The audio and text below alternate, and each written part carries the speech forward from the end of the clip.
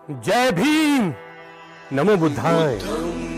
मैं Rohit Chauhan, singer, anchor, Ambedkar nation channel को शुभकामनाएं देता हूं कि अंबेडकर नेशन ने बहुजन मूल निवासी, वंचित और महिलाओं के संवैधानिक अधिकारों की आवाज उठाने का बीड़ा उठाया है। देशवासियों को मेरा जय भीम, जय भारत, नमो बुद्धाय। मैं Gautam Ratna, Ambedkar nation YouTube channel से, और आज हम बात करेंगे जो अमेरिका के अंदर जो काले गोरों की जो लड़ाई है, वहाँ पर जिस तरह से पूरे अमेरिका के इतने हालात खराब हैं। इवन इनकी ट्रम्प जो वहाँ के राष्ट्रपति हैं, उनको बंकर के अंदर छुपना पड़ रहा है।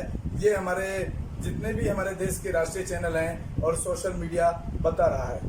तो ऐसे हालात क्यों हुए हैं और इसका हमारे भारत से क्या कनेक्शन है, ये बहुत समझने की बात है। हमने आज ये जो डिबेट स्पेशली जो रखी है, इसी टॉपिक पे रखी है कि हमारे भारत का जातिवाद और वहाँ का नस्ल भेद जिसको कहते हैं, काले गोरों के बीच के अंदर जो दूरी है, जो सामाजिक दूरी है, उसके टॉपिक पर ही हमने आज का सब्जेक्ट रखा है। तो हमारे साथ में जो बहुजन युवा साथी हैं, आज 3 साथी, और हमारे साथ में हमारे जो गेस्ट हैं, उसमें एक संजीव जी हैं, इधर परवीन जी हैं, इधर राजेश जी हैं। तो ये बड़े युवा साथी हैं, बड़े एक्टिव हैं, जो बहुजन समाज की विचारधारा और बाबा साहब भीमराव अम्बेडकर और बुद्ध की विचारधारा पर स्टडी भी कर रहे हैं, रिसर्च भी कर रहे हैं, अपने नौकरी और जॉब के साथ साथ, और काम भी कर रहे हैं, और लोगों को एक अच्छा मैसेज देने के लिए काम भी कर रहे हैं। तो आज उनसे बात करेंगे हमारे स्टूडियो में।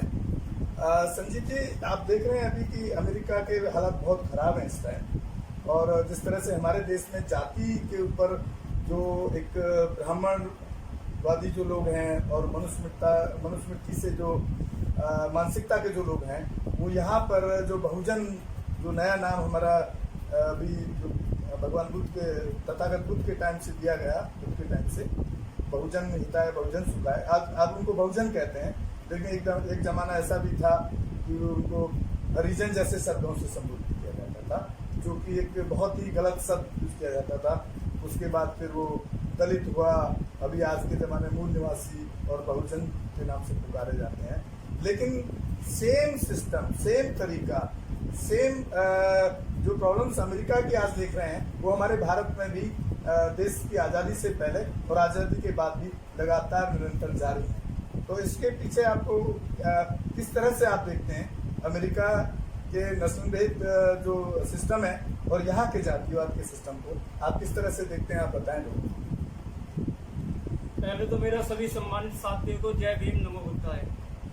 जैसा कि आप जानते हैं, अमेरिका के अंदर जो अभी हाल चल रहा है, वहाँ पे जो प्रोटेस्ट हो रहे हैं सरकार के और पुलिस प्रशासन के खिलाफ, तो वो एक वहाँ के लोगों ने क्या किया है कि जैसे वहाँ पे श्वेत लोग को मार दिया गया है पुलिस हिरासत में, तो उन्होंने वहाँ पे इकट्ठा होके वो श्वेत और अश्वेत लोगों ने एक साथ मिलकर वहाँ पे आंदोलन करना शुरू कर दिया है, जिससे कि वहाँ की पुलिस और वहाँ की सरकार घबराई हुई है, और मोदी को भी बंकर में जाके ट्रम्प को भी वहाँ पे बंकर में जाके छुपना पड़ा है।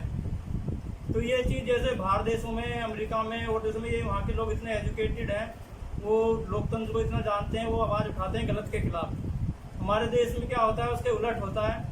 जो यहाँ पे लोग किसी पे अत्याचार करते हैं, तो यहाँ के प्रशासन, पुलिस, सरकार उसको, दोषी को बचाने की कोशिश करती है, उनको मालाएं पहनाई जाती हैं, और यहाँ पे गरीब, मजदूर और दलितों पर बहुत ज़्यादा अत्याचार होते हैं।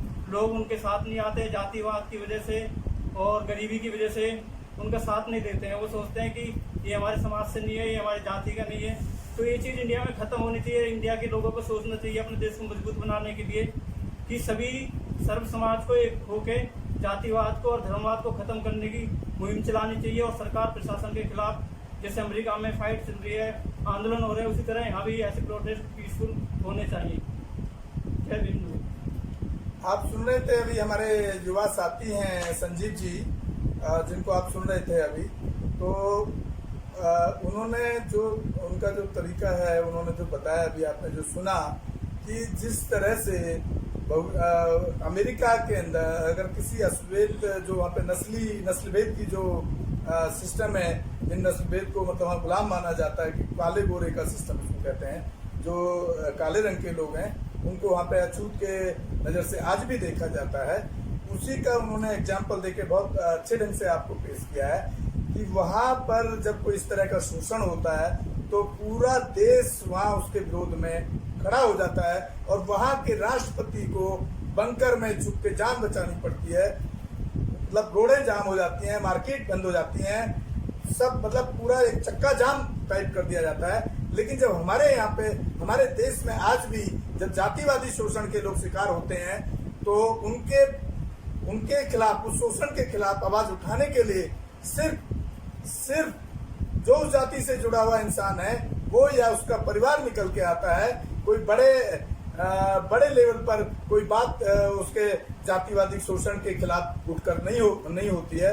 और कुछ लोग कुछ छोटे मोटे कुछ संगठन या कुछ करते भी हैं तो यहाँ की जो ब्राह्मणवादी मनुवादी सरकार है, ये मोदी और भाजपा की सरकार, जो कि संविधान में कम और मनुस्मृति में और जो हिंदू ग्रंथों में जो बहुजन समाज की दलितों की गुलामी लिखी है उस पर आज भी चलने का काम करती है, तो उसको अपने सत्ता की जो ताकत है उससे दबाने का काम करती है। तो ये हमारे संजीव जी जो युवा साथी, उन्होंने एक मैसेज दिया कि आपको भी कहीं ना कहीं एक आवाज आपको बड़े स्ट्रॉन्ग तरीके से बड़े बहुमत के साथ आपको घरों से उठ करके बाहर निकल के उठानी पड़ेगी, तब आपको कहीं जा करके न्याय मिल पाएगा। तो हमारे दूसरे साथी हैं परवीन जी, जो अभी गुलामगिरी जो किताब है जो ज्योतिबा फूले जो हमारे समाज सुधारक हुए हैं बहुत बड़े, उन्होंने लिखी है, उस पर वो पढ़ रहे हैं। तो उन्होंने क्या पढ़ा और किस तरह से वो अमेरिका में जो अश्लील पर हमला हुआ है उसको किस तरह से देखते हैं, और यहाँ पर जो गुलामगिरी पढ़ रहे हैं तो उस जातिवाद को किस ढंग से वो देखते हैं, वो बताएंगे आपको। परवीन जय भीम, नमो बुद्धाय। मैं परवीन कुमार। मैं ज्योतिबा फुले की किताब को थोड़ा सा ध्यान में रख के जो अमेरिका में श्वेत और काले का भेदभाव का जो वहाँ पे अभी जो माहौल है, मैं उसके ऊपर प्रकाश डालना चाहूँगा। ज्योतिबा फुले की किताब में जो भेदभाव उसमें दिखाया गया है वो थोड़ा सा जाति भेदभाव को लेके उन्होंने अपनी किताब में वर्णन किया है।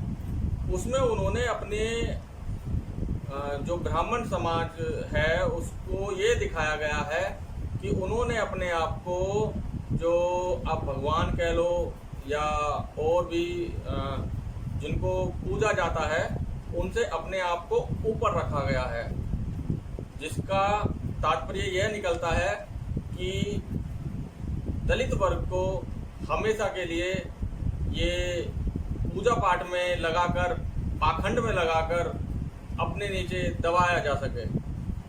ये उच्च व्यक्ति जो होते हैं, इनका सिर्फ जो उद्देश्य होता है दूसरे लोगों को अपना गुलाम बनाकर अपना काम निकलवाना होता है। इसी प्रकार मैं इस चीज़ को थोड़ा सा श्वेत और अश्वेत जो का भेदभाव अमेरिका में चल रहा है उस पर प्रकाश ये डालूंगा कि वहाँ पर जो भेदभाव हो रहा है वैसा ही भेदभाव भारत में उससे ज़्यादा होता है, जिसकी मैं कतई निंदा करता हूँ और अपने समाज से ये अपील करता हूँ कि शिक्षित बनो, संगठित रहो और संघर्ष करते रहो। इसी के साथ जय भीम। तो आपने भी सुना परवीन जी को, युवा साथी हैं हमारे, जो गुलामगिरी जो किताब है जो महापुरुष हैं हमारे जो उन्होंने लिखी है, बहुत अच्छे से उन्होंने पूरा जो हमारे यहाँ का कास्ट सिस्टम है, जातिवादी सिस्टम है, उसका वर्णन किया है उन्होंने। अब हम आपको बात कराएंगे, हमारे राजेश जी युवा साथी हैं जो दलित और पिछड़ों का मसीहा लिखित भाई ललित सिंह यादव जी के द्वारा लिखी किताब है। तो फिर बाबा साहब अम्बेडकर ने जो लड़ाई लड़ी वो सारे धर्मों को पढ़ने के बाद उसका निचोड़ निकाला कि हमारे पास सिर्फ एक ही रास्ता है देश को आगे बढ़ाने का, हमारे समाज को आगे बढ़ाने का रास्ता है। इसी के अंदर थोड़ा सा दलितों और यादव के बारे में लिखा हुआ है इस किताब के अंदर, जो उनके मतलब कि ब्राह्मण जो उसमें अपना एक एजेंडा फैलाया हुआ था उसके बारे में, मतलब समाज में मतलब अंधविश्वास फैलाया हुआ था और एक नकारात्मक सोच थी। इसी के खिलाफ हमारे ललित सिंह यादव जी ने उसमें एक क्रांतिकारी आंदोलन चलाया और जो हमारा पिछड़ा समाज था, दलित समाज, उनके खिलाफ मतलब जो अत्याचार हो रहा था, भेदभाव हो रहा था उनके खिलाफ, उसके बारे में उनको मतलब ही अपने कम जीवन का मतलब जो उनकी कम उम्र में ही उन्होंने ये सब अनुभव किया, उसके बारे में उन्होंने बहुत ही लड़ाई लड़ी और वो एक दलित समाज के लिए क्रांतिकारी महान व्यक्ति थे। उनके लिए इस किताब में लिखा गया है। मैं यही कहूँगा, उसमें ललई सिंह यादव ने अंधविश्वास का सबसे ज़्यादा विरोध किया, कड़ा विरोध किया है। तो मैं अपने समाज से यही कहूँगा कि अंधविश्वास और ब्राह्मणवाद में बिल्कुल ना फंसे। और जो हमारे महापुरुषों द्वारा जो किताबें लिखी हैं, आप सुन रहे थे राजेश जी को, जो हमारे जो महापुरुषों ने जो हमारा लिटरेचर लिखा है, जो हमारा इतिहास है, तो राजेश जी का भी यही कहना है कि एक तो ब्राह्मणवाद और ये जो पाखंड है, इससे आपको बचने की जरूरत है, इससे आप दूर रहें, बड़े साफ शब्दों में कहा। और उन्होंने जो ललई सिंह यादव के जो शब्दों को बड़ा बखूबी इस्तेमाल किया कि एक तरीके से ब्राह्मणों ने ये इस तरह के जो लीलाएं लिख दी हैं, एक तरह से हमारे हाथ में झुनझुना पकड़ा दिया गया। तो आपको उन सबसे सावधान रहना होगा। अगर आपको तरक्की करनी है और आपको समानता चाहिए और आपको अगर अपने अधिकार चाहिए, बराबरी का अधिकार चाहिए और जो गुलामी से बाहर निकलना है, तो हमारे जितने महापुरुष हैं, जैसे अभी बार बार बात हो रही है कि गुलामगिरी बहुत अच्छी किताब है, वो पढ़ सकते हैं। बाबा साहब अम्बेडकर द्वारा लिखे हुए करीब 22 वॉल्यूम आपको मिल जाते हैं आराम से। वैसे काफ़ी आगे बुक्स हैं। आप कॉन्स्टिट्यूशन को पढ़ें, संविधान को पढ़ें, संविधान में आपके आर्टिकल्स पढ़ें कि हमारे किस आर्टिकल में हमारे क्या क्या राइट्स हैं। तो इस तरीके से आप इस जाल से निकल सकते हैं। और मैं अपील करता हूं कि कभी भी किसी बहुजन के साथ कहीं भी कोई जातिवादी शोषण होता है तो बहुजन समाज के लोगों को बाहर निकल के आना चाहिए, चाहे वो प्रदर्शन के रूप में हो या वो थाने से टकराव की स्थिति पैदा करनी हो या डीएम को घेरने का काम हो। जब तक आप इस तरीके से आंदोलन संवैधानिक तरीके से नहीं करेंगे तो आपको इस मुहिम में कामयाबी मिलने वाली नहीं है। इसी के साथ मैं विदा लेता हूँ। जय भीम, जय भारत। गौतम रत्न अम्बेडकर नेशन से। आप हमारे चैनल को लगातार इसी तरह से देखते रहें और सराहना करते रहें, उसको शेयर और सब्सक्राइब करें ताकि हम बाबा साहब भीमराव अम्बेडकर और बुद्ध और जो हमारे महापुरुष हैं, पेरियर हैं या ललई सिंह यादव हैं या फूले साहब हैं, उनकी विचारधारा को हम पहुंचाने के लिए इसी तरह अपने बहुजन साथी, युवा साथी या हमारे सीनियर सिटीजन साथी भी या बुद्धिजीवी या भिक्खु को हम बुलाते हैं अपने स्टूडियो में, उनकी आप विचारधारा को सुनते रहें। इसी के साथ मैं विदा करता हूं। इन तीनों का तोड़ बाबा साहब भीमराव अम्बेडकर ने सारे धर्मों को पढ़ने के बाद ये डिसाइड करके बता दिया पूरे देश को, पूरे वर्ल्ड को कि बुद्धिज्म ही एक हमारा जीवन का एक अच्छा रास्ता है, हमारे प्रोग्रेस का रास्ता है, हमारी तरक्की का रास्ता है। तो बात करेंगे राजेश जी से। राजेश जी, आप अभी ललई सिंह यादव जी की किताब पढ़ रहे हैं, दलित और मसीहा ललई सिंह यादव। तो आपने क्या इसमें से ऐसी चीज अभी तक पढ़ी है? आप हमारे बहुजन जो हमारे दर्शक हैं, हमारे खासतौर से हमारे चैनल पर जो दर्शक हैं वो बहुजन समाज के लोग ज़्यादा हैं, तो आप किस तरह से आपने क्या देखा, क्या पढ़ा, उसमें क्या बता सकते हैं आप? जय भीम, नमो बुद्धाय मेरे सभी देशवासियों को। जो कि अभी जो बताया इसमें मैंने दलितों का मसीहा ललई सिंह यादव, मैंने ये किताब पढ़ी है। इसके बारे में मैं थोड़ा कुछ आपको बताना चाहूँगा इसके बारे में। इसके अंदर किताब के अंदर क्या कहा गया है, इसमें विशेष एक ऊंच नीच की भेदभाव की बात कही गई है इसके अंदर।